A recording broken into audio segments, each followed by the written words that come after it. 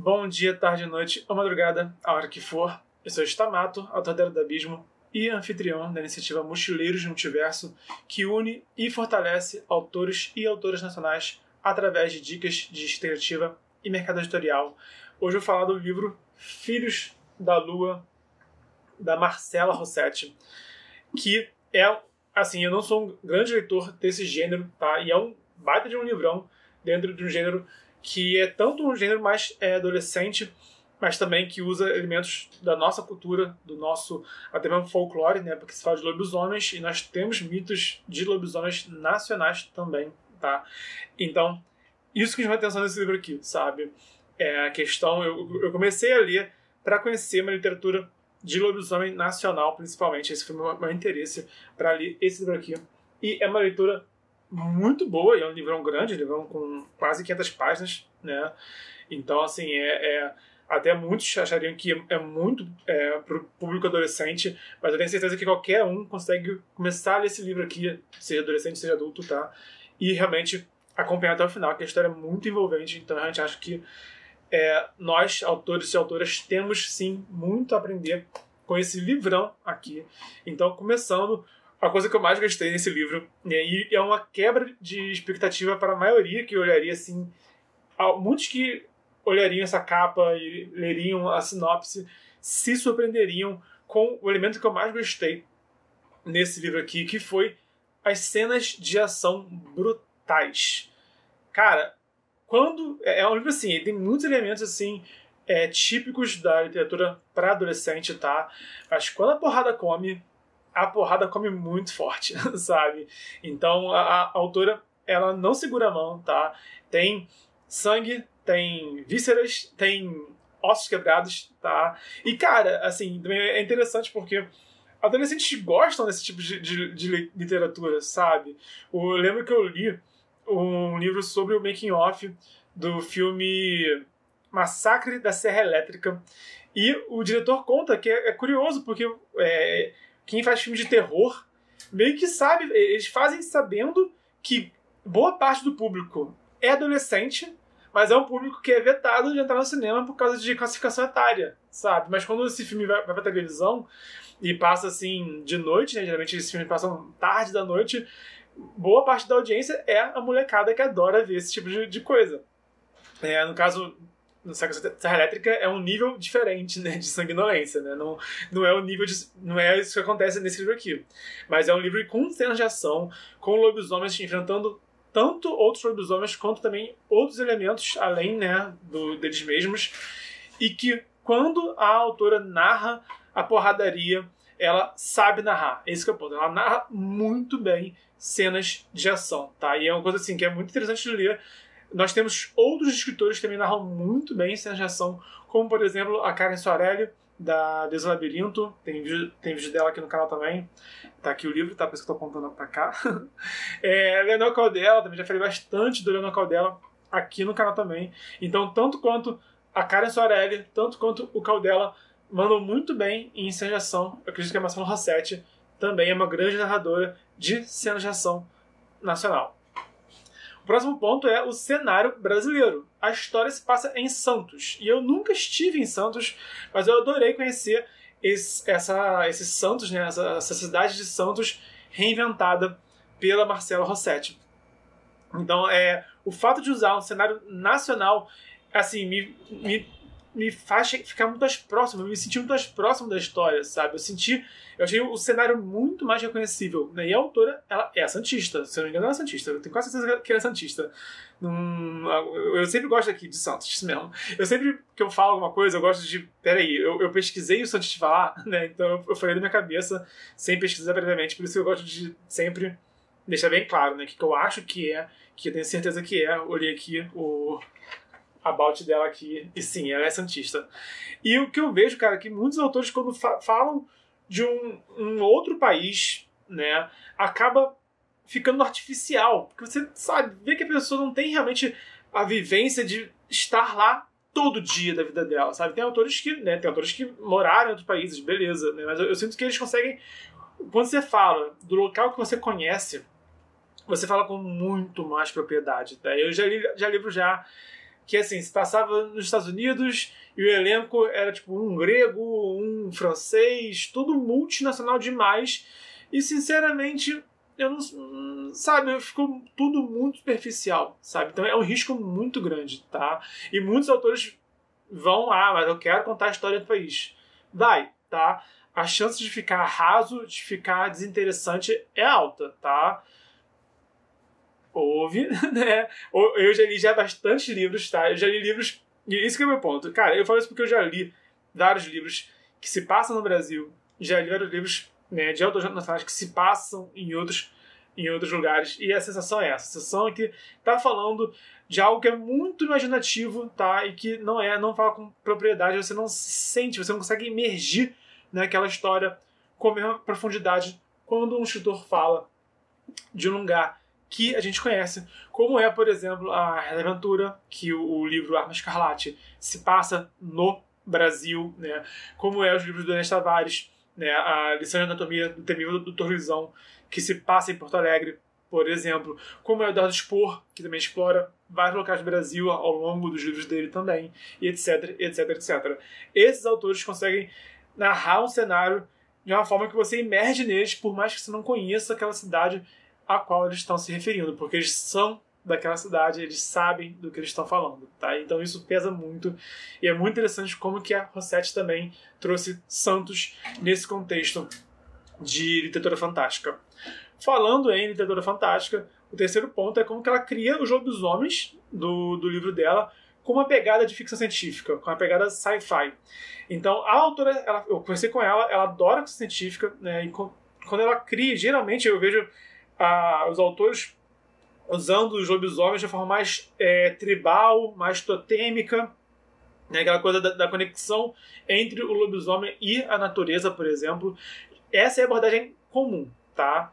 E no caso, a Rossetti, ela já pega uma outra parada e não, esses lobisomens, eles se comportam de outra forma, eles têm um outro tipo de sociedade, eles têm outro tipo de cultura, e ela usa muitos elementos de ficção científica para criar essa sociedade dos lobisomens do livro dela.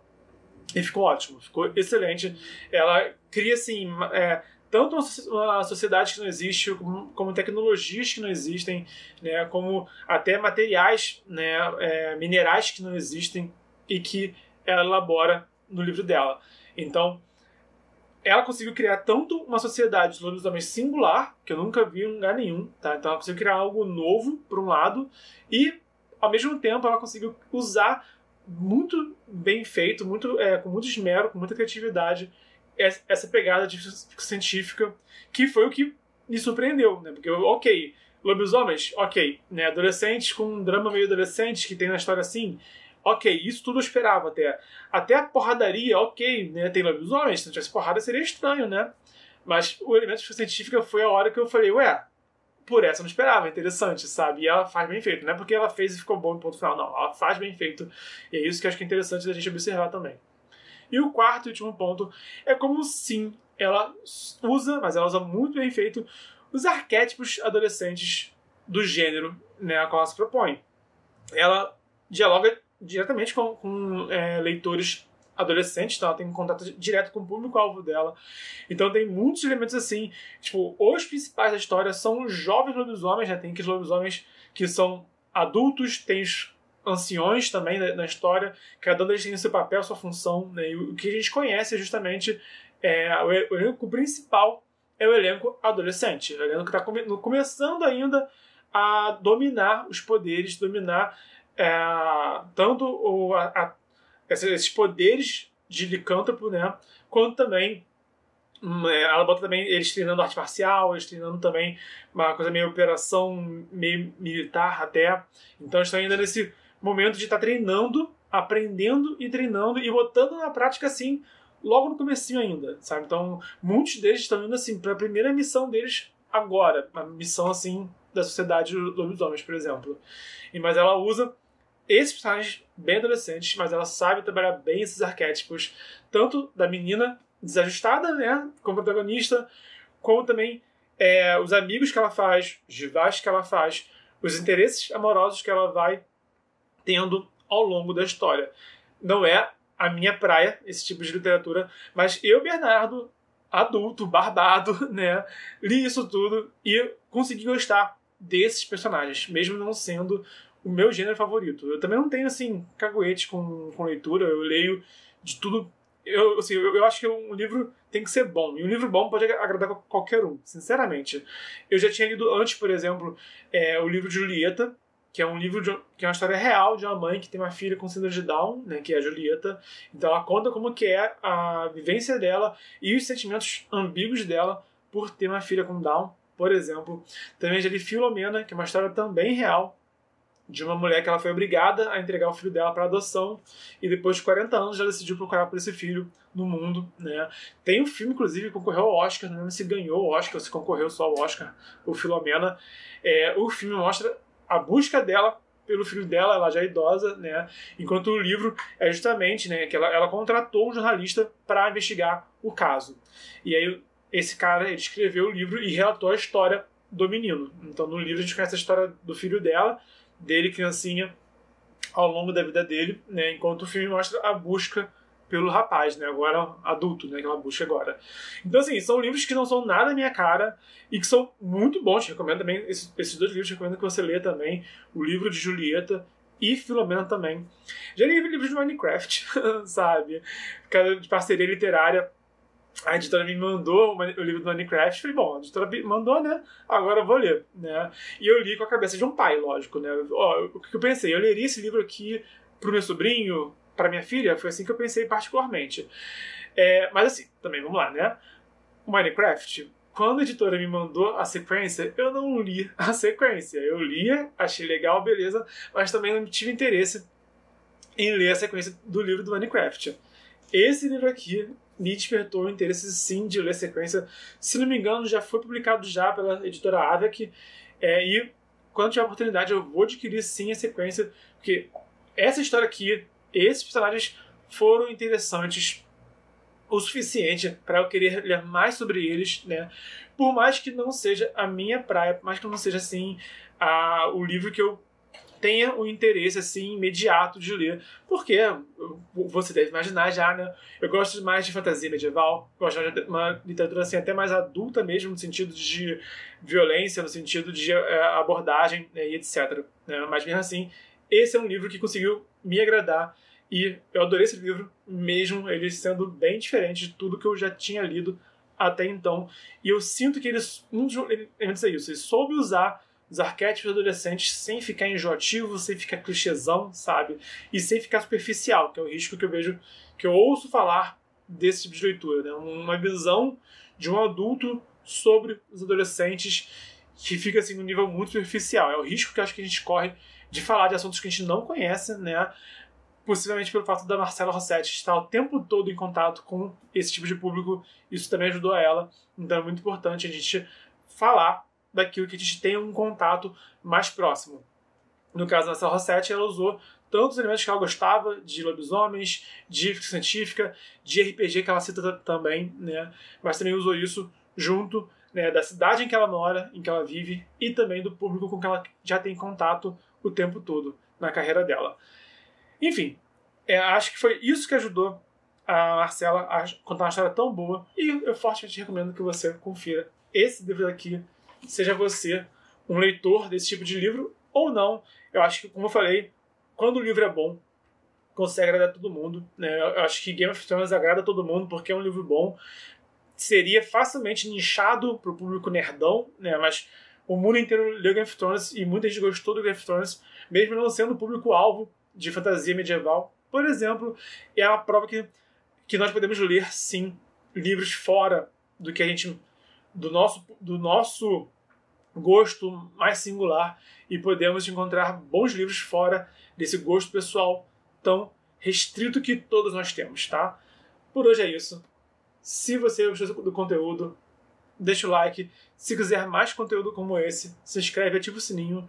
Se você conhece alguém que pode se interessar por esse conteúdo, envia na rede social. Comenta aqui embaixo qual que é o seu livro de lobisomens favorito. Eu não lembro de ter lido nenhum outro, né? Então, facilmente é esse que é meu livro de lobisomem favorito, né? Se um dia eu ler o segundo livro de lobisomens, eu venho aqui e te falo se preferiu o próximo que vier ou esse daqui, mas acho difícil, eu gosto muito desse livro aqui. Então comenta aqui embaixo qual que é o seu livro de lobisomens favorito também. Estamos no desafio 366 dias de escrita, é vídeo de mercado editorial, escrita criativa e cultura pop todo dia de 2020, então até amanhã.